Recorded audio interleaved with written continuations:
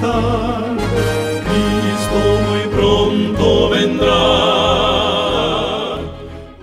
Un saludo, amigos vendranautas. Una ocasión más para adorar a Dios. Gracias por estar con nosotros siguiendo nuestra programación sábado a sábado.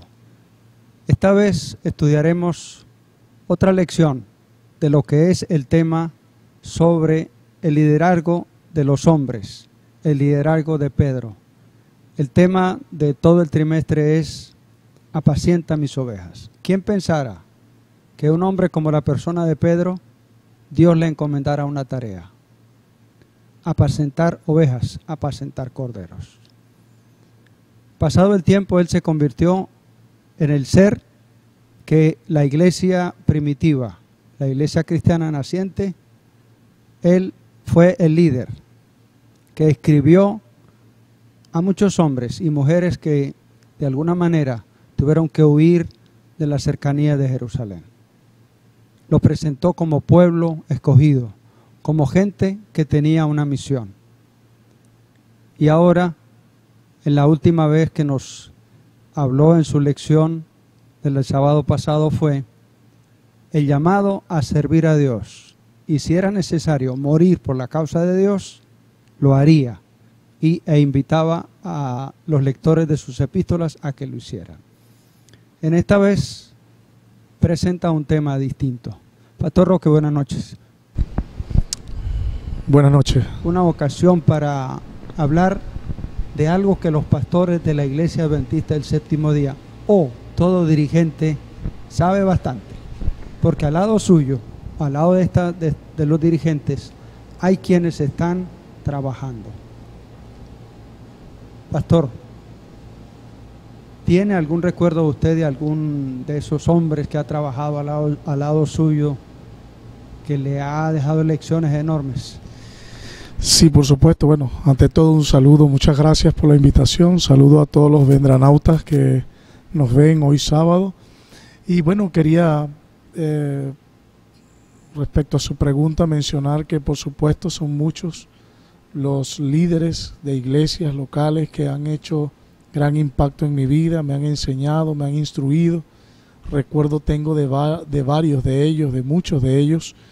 Así que seleccionar en estos momentos algunos de ellos sería dejar a un lado a quienes han hecho parte de mi ministerio. Creo que todo el crecimiento que yo he podido tener, si he tenido alguno, ha sido gracias a estos hombres de mucha experiencia en las iglesias, de comprensión clara de la misión y la visión de la iglesia, que me han cada día aportado para confirmar mi ministerio en esta obra.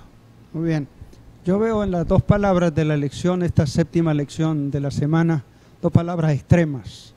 La una habla de líderes. Ajá. Y la otra de siervos. O sea, muy distante la una de la otra. Sí, definitivamente esto es quizás muy desconocido para muchas personas que quizás no se han manejado en el ámbito bíblico y en el liderazgo que presenta la Biblia. Viéndolo así, no teniendo ningún tipo de conocimiento, es natural que se vea en dos extremos ambas palabras. Pero en la medida que avancemos y profundicemos un poco más en ello, nos daremos cuenta entonces de qué vamos a hablar, cómo vamos a desarrollar estas dos palabras que, aunque en extremos, para muchos, pueden unirse y trabajar armoniosamente, y de hecho es lo que Dios desea. Y dar buenos resultados. Exactamente. Y dar Pastor, buenos resultados. ore para que comencemos nuestra discusión. Vamos a orar. Bendito Señor, agradecido estamos en esta mañana de sábado por la bendición que nos das de poder llegar a muchas personas y hablar de este importante tema. Si es cierto, Dios, que el mundo está lleno de personas que desean ser líderes, desean ser los primeros, también es cierto que tú dejaste instrucciones para tus líderes, para los grandes líderes en esta tierra. Queremos hoy estudiarlo, Señor, a la luz de tu palabra y poderlo compartir con quienes en esta hora nos ven y desean tener una experiencia maravillosa a tu lado, reconociendo que nadie será como tú. Te lo pedimos en el nombre de Jesús. Amén. Amén. Pastor, la iglesia naciente tuvo problemas. De un puñado de hombres que siguieron a Jesús, no pasaron muchos años en que se multiplicó.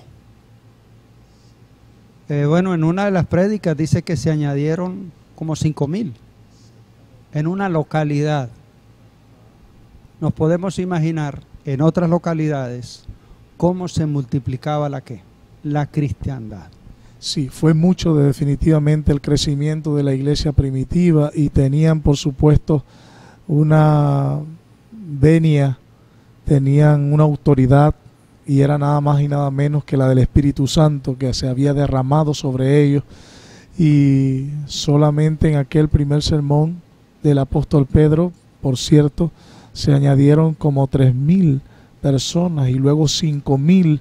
El crecimiento definitivamente fue vertiginoso. Dios estaba dirigiendo su iglesia, su primera iglesia, los primeros miembros de la iglesia, y por supuesto tenía planes con ellos maravillosos.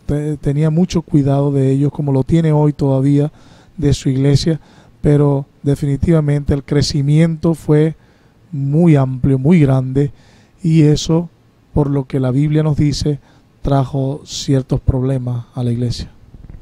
El libro de los Hechos habla del problema que se suscitó. Exactamente.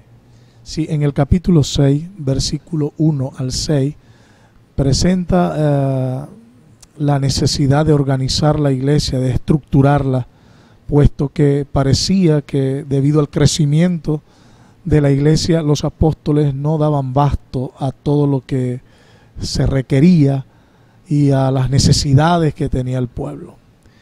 Recuerden que el principal... Aparecieron las protestas. Exactamente, aparecieron las protestas. Y el plan de Dios definitivamente era una atención desde la más mínima, insignificante necesidad para el hombre. La iglesia debía ser el ente, debía ser el método, el medio por el que Dios pudiese demostrar su amor a la humanidad. Así que no solamente era la predicación del evangelio, no solamente era en palabras, no solamente era un buen discurso, una buena exposición de lo que Cristo había hecho por toda la humanidad, era también demostrarlo. Y entonces esa era una tarea ardua que tenía la iglesia, tenían los apóstoles, y debido al crecimiento se dieron cuenta que podían cumplir una de las dos funciones. No podían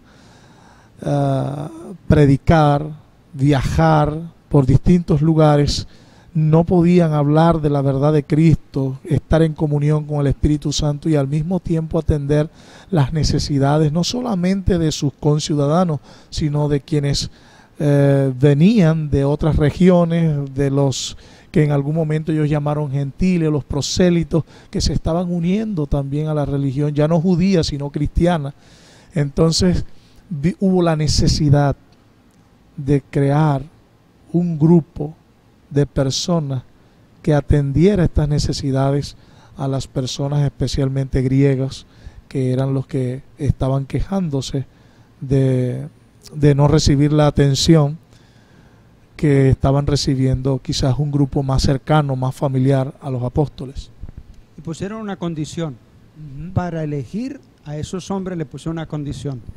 El versículo 3 de Hechos 6 dice: por tanto, hermanos, elegid de entre vosotros 7 hombres de buen testimonio, llenos del Espíritu Santo y de sabiduría, a quienes encarguemos el trabajo. Así es. Es un requisito fundamental, indispensable. Porque si hay algo que debe reconocer un cristiano genuino, es precisamente que esta obra, la obra que el Señor nos ha dejado, es una obra que Él nos dejó para ser los copartícipes con Él de la labor, pero la verdad es que sigue siendo de Él. Es interés único de Dios salvar a la humanidad, reconciliar al mundo con Dios, y es una tarea que por supuesto nos incluyó, nos consideró a nosotros para unirnos a Él en esta tarea, pero la obra es del Señor. Y si la obra es del Señor, nadie podrá hacerla solo. Tendrá definitivamente que contar con la ayuda, el apoyo del Espíritu Santo, que es quien convence de pecado, de justicia y de juicio, que es, dijo el mismo Jesús, el que nos conducirá a toda la verdad, y que es también el otro consolador. Y dice, sigue diciendo, y nosotros persistiremos en la oración, en el ministerio de la palabra. La propuesta agradó a la multitud. Definitivamente, la estructura, la necesidad de organizarse, de ubicar a cada quien en lo que podía hacer, buscar servidores, buscar administradores en la palabra, buscar pastores, buscar... De eso habló mucho el apóstol Pablo acerca de los dones y la acción de cada uno de los miembros de la iglesia en sus distintos lugares, pero siempre en la unidad de Cristo y en pro y en el anhelo que hubo también en Cristo Jesús de salvar a la humanidad, de buscar de hacer que ellos se acercaran a Jesús, se acercaran a Dios, aceptaran a Cristo como su Salvador personal. Cada uno en su rol, cada uno según la habilidad, el talento que haya recibido, pero definitivamente era necesario hacer esa estructura, la organización de la iglesia. Pastor, ya que nuestros vendanautas, algunos son miembros de la iglesia y otros no lo son, no conocen quizá cómo es la iglesia adventista en su estructura hoy. Sí. Nos gustaría que usted le mencione a ellos. ¿Por qué? Porque ellos dicen, ajá, vemos una iglesia, un culto, vemos unos feligreses, pero no sabemos cómo manejan ellos las cosas, sus pastores, cómo los eligen, la congregación los elige. ¿Cómo es el asunto ese de la iglesia? A principios de este siglo, principios del 2000, National Geographic hizo un interesante documento respecto a las estructuras organizativas del mundo y colocó a la Iglesia Adventista en segundo lugar como una organización perfecta después de la CIA, que consideró el estudio, era la primera organización, la primera estructura ubicada. Pero la Iglesia Adventista quedó en el segundo lugar según el estudio del National Geographic. Y es que definitivamente cuando conocemos un poco más, cuando dejamos a un lado los prejuicios respecto a las religiones, a las denominaciones cristianas, y nos ubicamos, nos concentramos en conocer por cultura general, por conocimiento, por traspasar las fronteras de nuestra ignorancia, y estudiamos un poco más a fondo la estructura organizativa de la iglesia, nos damos cuenta que definitivamente es un organigrama precioso, es un organigrama perfecto, nada se escapó. La Iglesia Adventista del Séptimo Día cuenta con una conferencia general, o la Iglesia Adventista Mundial, tiene su presidente, dicho sea de paso, su gobierno es representativo. Eso es. No es como especie de una democracia, pero representada.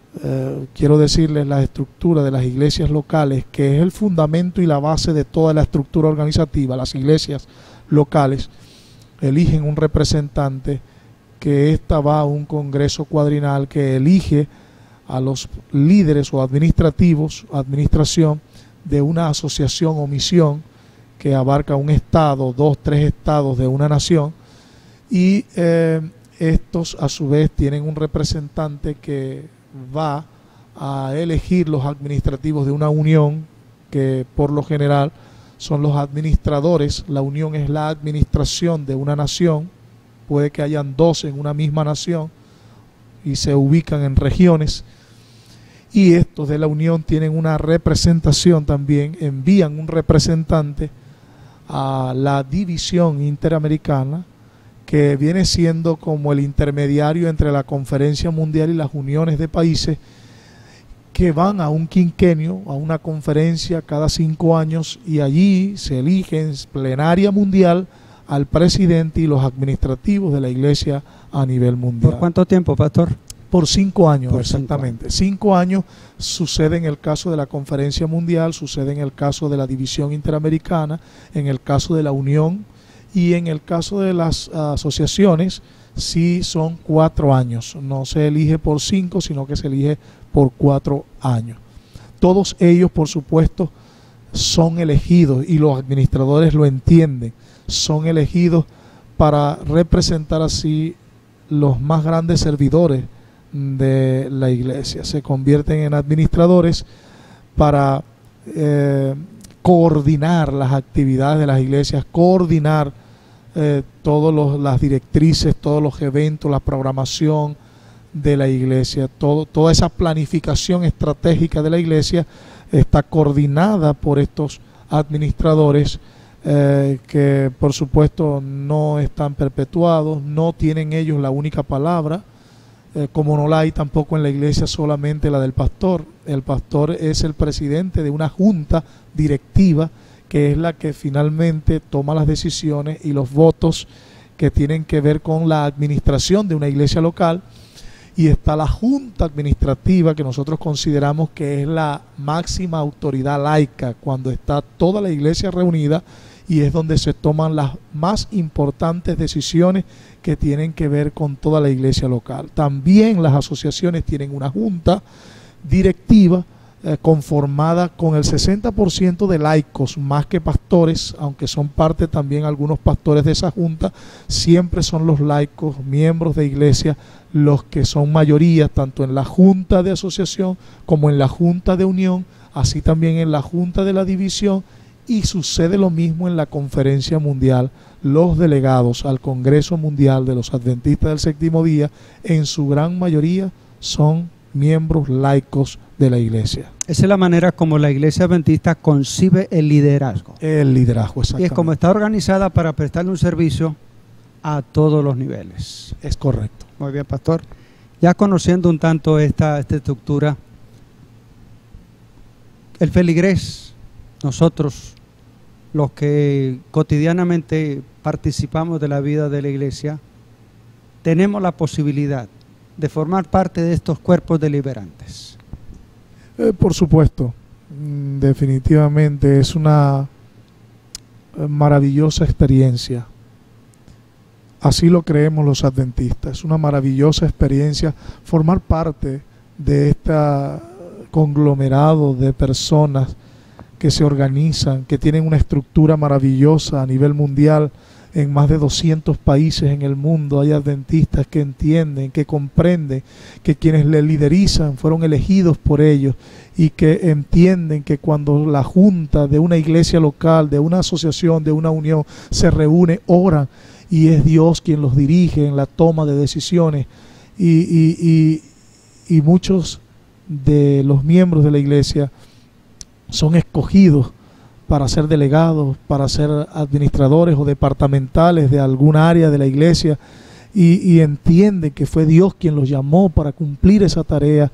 Trabajan para ello, dedicados como si fuese Dios mismo el que les hubiese dicho: ven y haz esto, porque comprendemos que, en fin, o al final de todo, cuando ya llegamos allá al pastor Ted Wilson, presidente de nuestra iglesia mundial actualmente, entendemos que el control final lo tiene Cristo Jesús, porque Él dijo: sobre esta roca edificaré mi iglesia.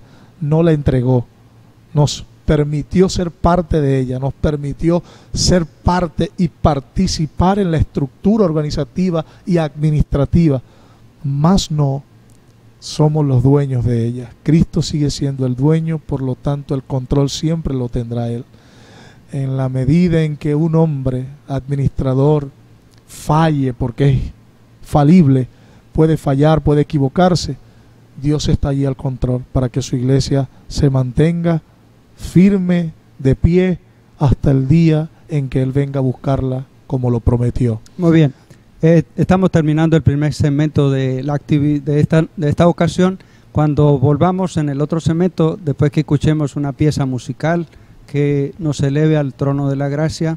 Me gustaría, pastor, que nos hable de lo que fue la experiencia de la iglesia del entonces que nos sirve para el día, para la fecha de hoy. Muy bien, vamos a escuchar una música y regresaremos en instantes.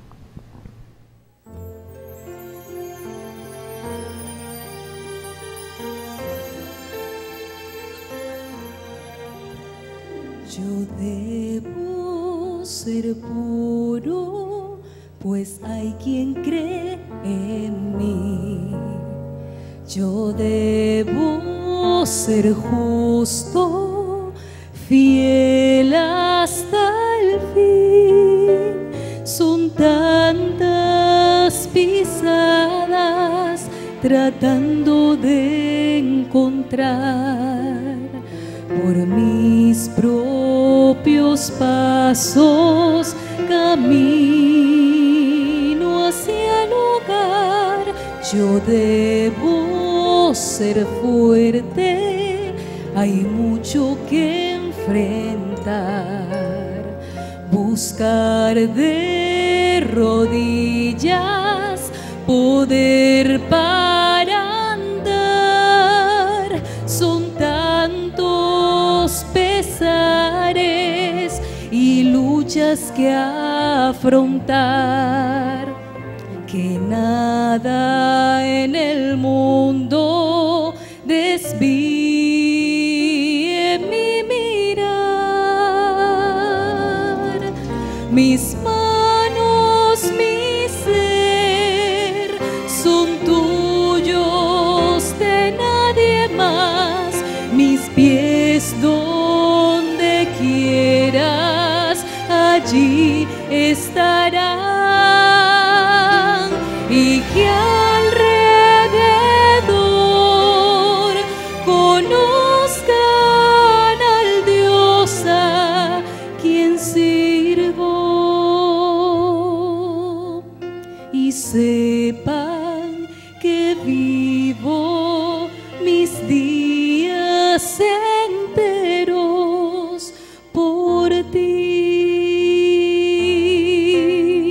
Mis sueños yo te entregué, mis bienes futuro, y ser lo que pidas, tener lo que digas y hacer lo que quieras, pues eres mi Dios. Mis manos, mi ser son tuyos, de nadie más. Mis pies donde quieras, allí estarán. Y que alrededor conozcan al Dios a quien sirvo, y sepan que vivo mis días enteros, y sepan que vivo mis días enteros por ti.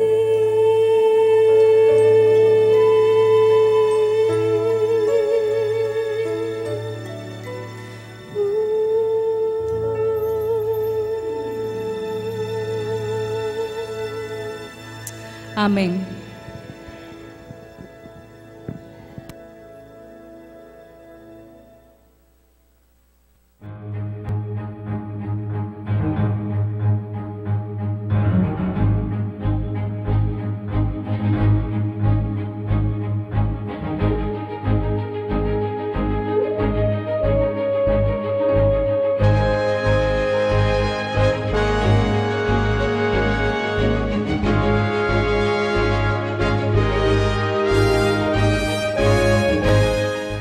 Estamos de regreso, amigos vendranautas. Ustedes que están allá, si son feligreses, habrán participado de alguna actividad de liderazgo en la iglesia. o habrán tenido líderes que ustedes admiran muchísimo, pero también pueden haber tenido líderes que no los quieren recordar mucho. Eso suele suceder con el liderazgo. Sí, efectivamente. Lo más importante, creo, en esta importante lección, interesante lección, es poder comprender que son seres humanos, son personas comunes y corrientes con las mismas necesidades.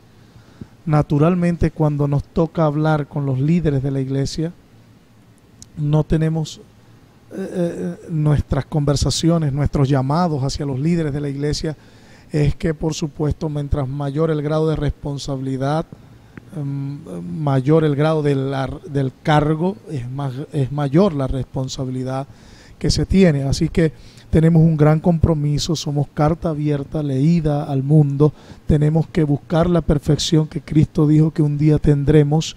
Pero si tuviera que hablarle a quienes no han tenido muy buena experiencia, es entender que son seres humanos con las mismas necesidades, con las mismas complicaciones, dificultades, las mismas luchas incluso que sufrimos toda la humanidad, y que muchas veces el liderazgo no lo expresa así, pero la verdad es que la tienen. Y cuando digo que muchas veces no lo expresan es porque los líderes de la iglesia a veces somos prestos para hacer nuestro trabajo con autoridad y despotismo, cuando si leemos el capítulo 5 de Primera de Pedro, nos vamos a encontrar allí un llamado a ejercer un liderazgo voluntario, un liderazgo con amor, un liderazgo con deseo de servicio. Es lo que el Señor realmente nos pide a través del apóstol Pedro. Entonces, las malas experiencias, veámoslas como el deseo que tiene el archienemigo de Dios de destruir esta estructura, de destruir el liderazgo de la iglesia, de quitar la mirada de los hombres de Dios y ponerlas en otros hombres. Ese es el plan del enemigo, y nosotros tenemos que hacernos no de la vista gorda, pero sí ver más allá de las debilidades, de las deficiencias humanas, de las limitaciones humanas, y entender que por imperfecto que sea el hombre, por imperfecto que se pueda ver la iglesia, Dios está al control. Dios usará a ese hombre si se pone en las manos de Dios, y hará un trabajo especial y maravilloso. Quizás no en el momento en que estás viviendo la amargura, pero sí en algún momento de tu vida vivirás una experiencia maravillosa y te darás cuenta que quizás lo que pasó aquella vez fue solamente una eventualidad, una situación, una caída, pero se levantó y siguió adelante en el nombre del Señor Jesús.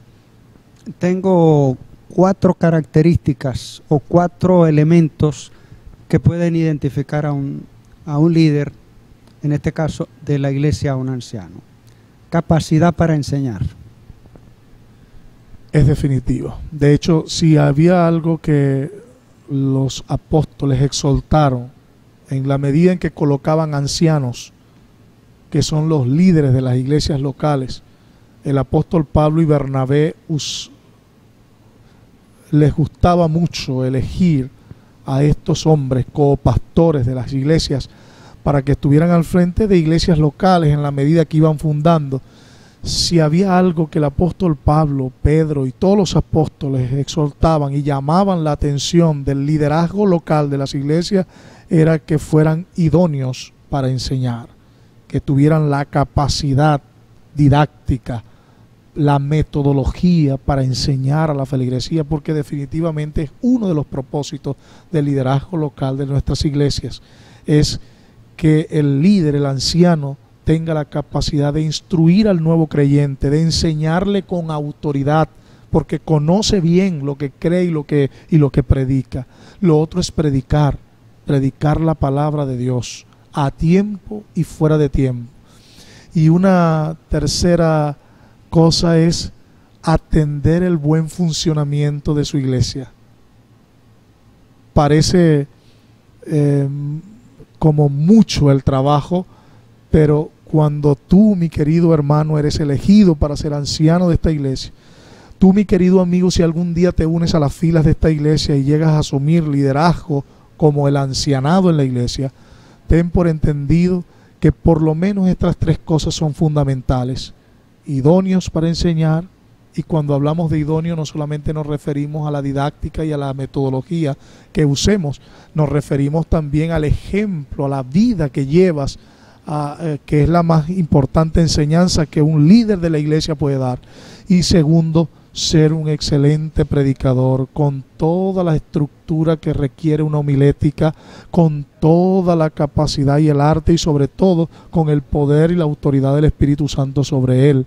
Una persona para predicar tiene que primero encontrarse con Dios, tiene que primero llenarse de Él para luego expresar y dar lo que no ha recibido o lo que ha recibido en ese momento. Y estar pendiente, es importante esto, del buen funcionamiento de la iglesia. En el caso de los pastores adventistas o de la iglesia adventista en su estructura, el pastor no es un líder congregacional, el pastor es un líder distrital. O sea, el pastor adventista comúnmente va a tener más de una congregación, y son los ancianos de la iglesia, los pastores de la iglesia local, los líderes de la iglesia local, los que deben velar con mucha más vehemencia y denuedo, con mucho más cuidado sobre el funcionamiento correcto de todas las liturgias, las actividades, programación y planificación de la iglesia. Eso lo tenía como parte acá. Una persona con capacidad administrativa. Administrativa, exactamente, definitivamente. Obviamente no ignorando que es un pastor, que es un ministrador de almas, de corazones. Debe por supuesto tener la capacidad, va aunado a eso por la estructura necesaria, debe estar aunado a eso la capacidad de gerencia administrativa, la capacidad de coordinar, de dirigir, de liderizar la iglesia en todas sus eventualidades. Hay otra que la veo bastante difícil de hacer, como es la de aconsejar. Aconsejar, ministrar. Mire, el texto lo dice, debemos hacerlo como un pastor que apacienta a sus ovejas. Ese es el llamado. Feligresía dispersa.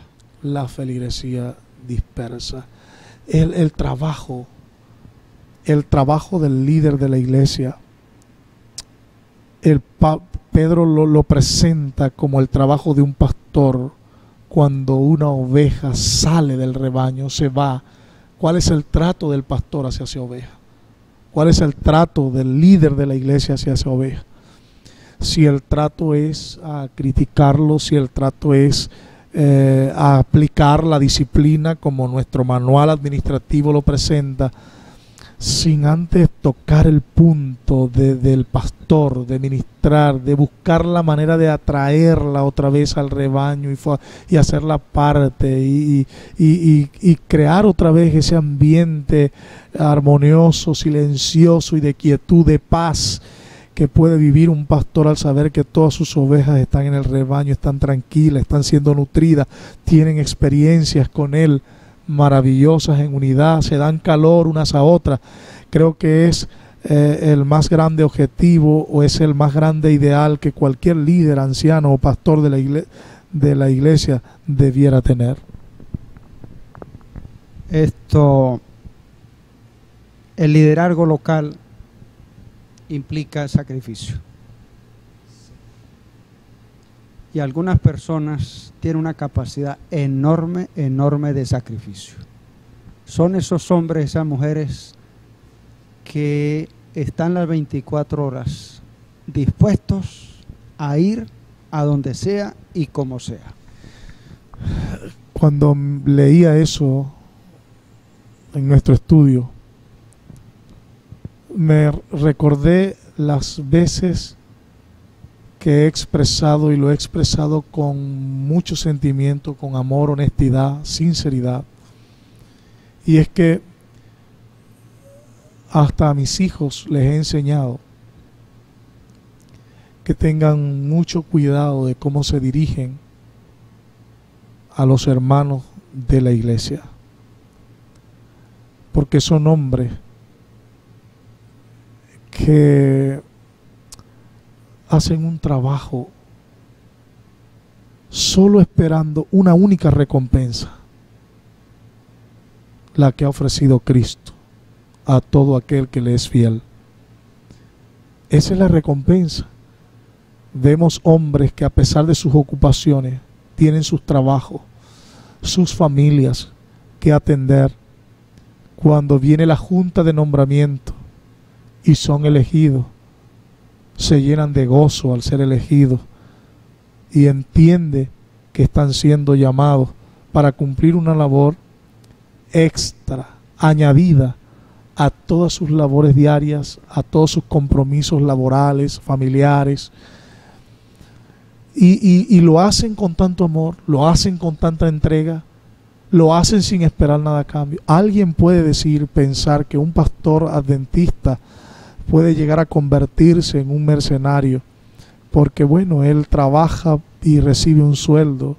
Y algunos pastores pudiéramos en algún momento pensar hacer algún trabajo, ministrar a alguna persona, ir a atender alguna necesidad de las familias de la iglesia y pensar, este es mi trabajo, tengo que hacerlo, por eso me paga. Pero el anciano de la iglesia, el líder de la iglesia local, cuando sale a hacer un trabajo como este, cuando viene a la iglesia y participa durante todo un día en una actividad, en reuniones de capacitación, cuando va y atiende las necesidades de las familias de la iglesia, cuando visita a los hermanos de la iglesia, los ministra, ora con ellos, a algunos incluso hasta suplen sus necesidades, sabiendo que nadie les va a cancelar eso, por lo menos humanamente hablando. Definitivamente vemos a un hombre, y nadie debe poner en duda esto, que lo que hace, lo hace porque definitivamente ama a Dios y quiere ser copartícipe de los sacrificios de Cristo para también ser copartícipe con Él de su gloria en las mansiones celestiales. Qué bueno. Ese es el hombre, ese es el ser humano que la congregación, la feligresía lo ve como apto ¿para qué? Para ser elegido. Y recibe el voto de confianza por parte de su congregación, su comunidad.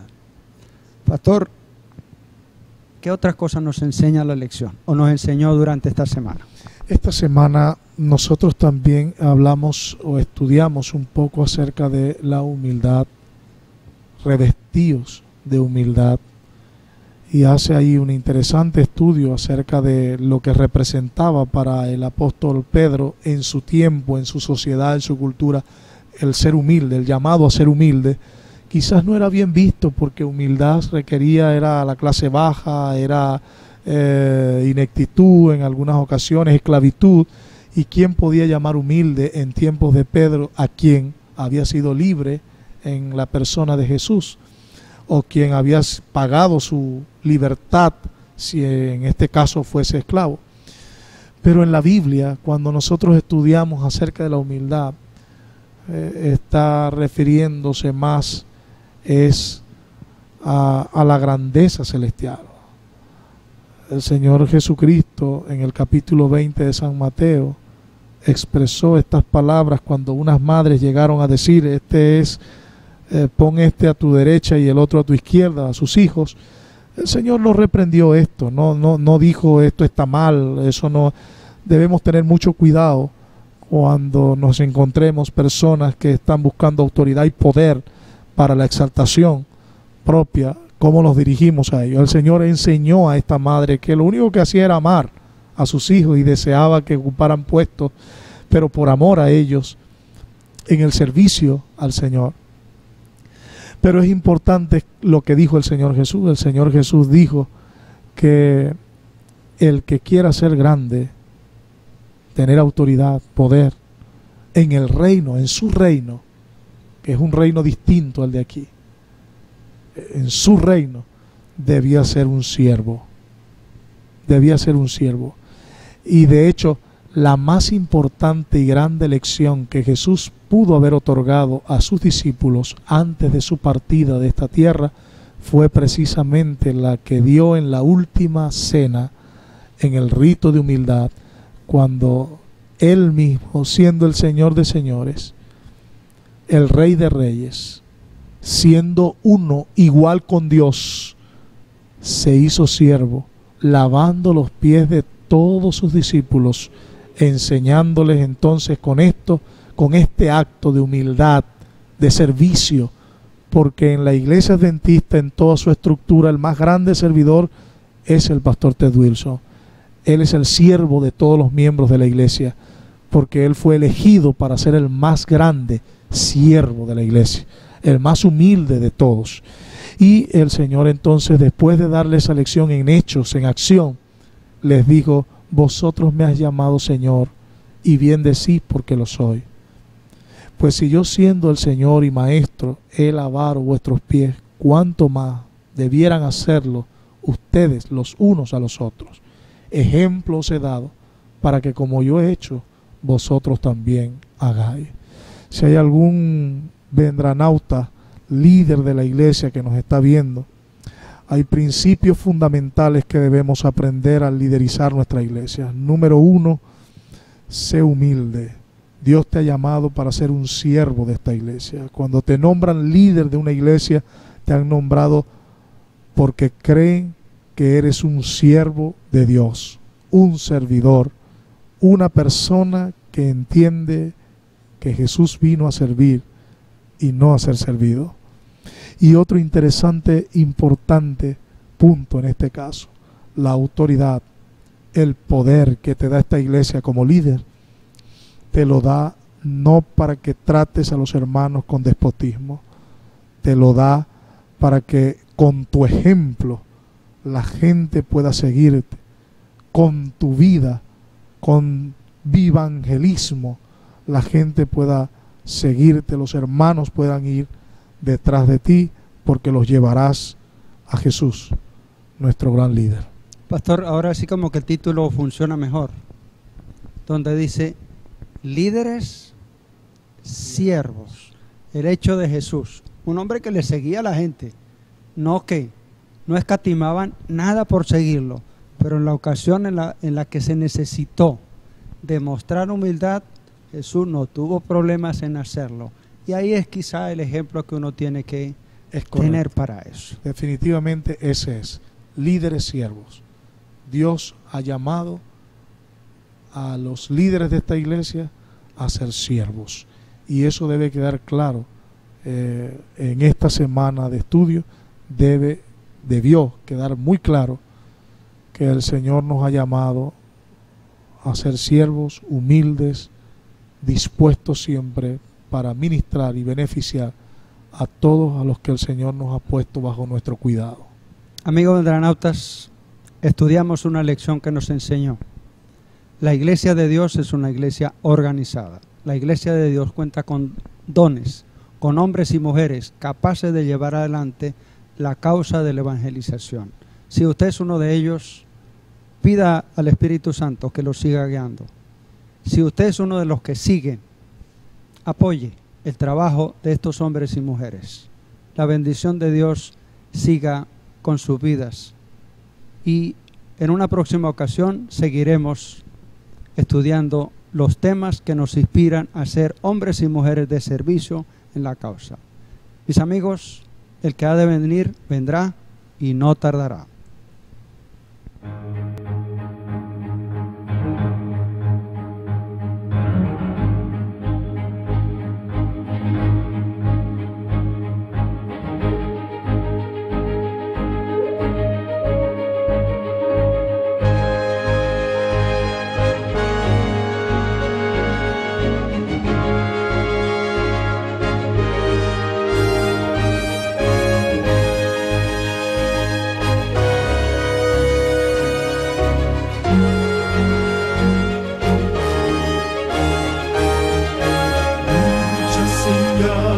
Mostrándonos estar, Cristo muy pronto